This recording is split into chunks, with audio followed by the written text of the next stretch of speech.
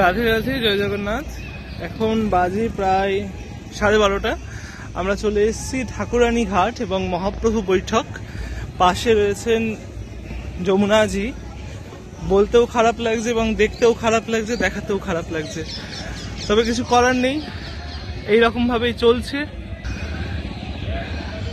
এই যে যমুনাজির অবস্থা, দিল্লির থেকে যত সমস্ত ময়লা যমুনাজিতে ফেলা হচ্ছে, এখান থেকে সেটা ফেলা হয়ে বেরোচ্ছে।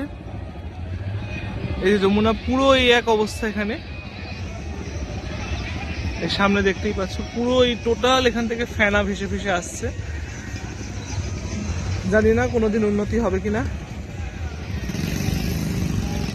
অনেকটা দূরে দাঁড়িয়ে আছি আমরা, এই সামনে যাচ্ছি, জায়গাটায় ভাঙাচোরা রাস্তা রয়েছে, আমরা ঢুকে পড়েছি উল্টো দিক দিয়ে, মূল রাস্তাটা ওইদিকে ছিল। আমরা এই যে একটা ঘাটে দাঁড়িয়ে আছি, এই ঘাটে আমরা আগেও এসেছি, তবে একদম এই ঘাটের মুখ অব্দি জল ছিল। এখন এত দূরে সরে গেছে, এই যে ঘাটের সিঁড়ি, ওই দূরে সরে গেছে জল। আমি যাব, এই পরিস্থিতি এখন এখানে।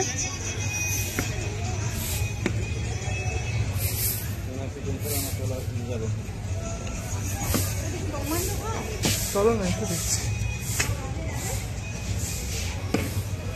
এখানটায় মহাপ্রভুজির বৈঠক স্থান রয়েছে, আস্তে আস্তে এগোচ্ছি। এই যে মহাপ্রভুজির বৈঠক, এখানে গৌরহরির বৈঠক মন্দির রয়েছে,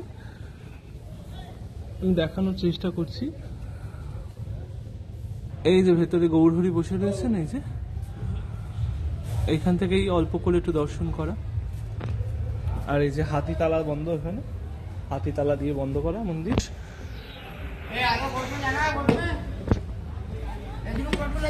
এদিকে আর একটা ঘাট রয়েছে।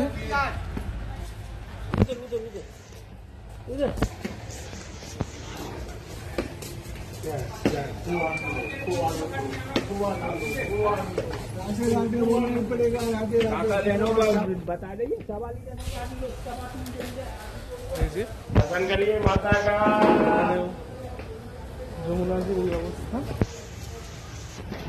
এখানে যমুনাজির মন্দির রয়েছেন।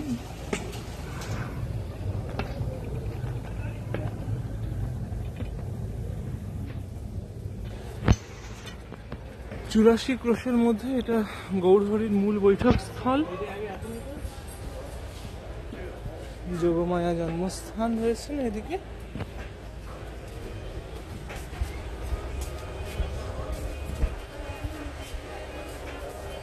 এখানে লেখা আছে প্রাচীন মন্দির শ্রী নন্দজিকা কিলা নন্দ ভবন, শ্রী গোকুলজিনাথ বালকৃষ্ণজি।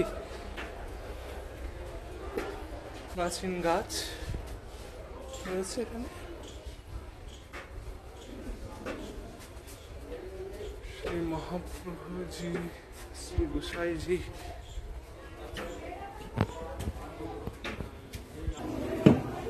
দ্বারিকাধীশ মন্দির রয়েছেন এখানে। আর প্রভু আমাদের গৌরহরি, এই যে গাছ, এই গাছের এখানে বৈঠক করেছিল, এই গাছকে এখন এইভাবে সংরক্ষিত করে রাখা রয়েছে। খুব প্রাচীন, দেখলেই বোঝা যায়। এই হচ্ছে সেই গাছ। ওইদিকে দ্বারিকাধীশ মন্দির রয়েছে। সামনে থা না, সামনে वाला कैमरा था।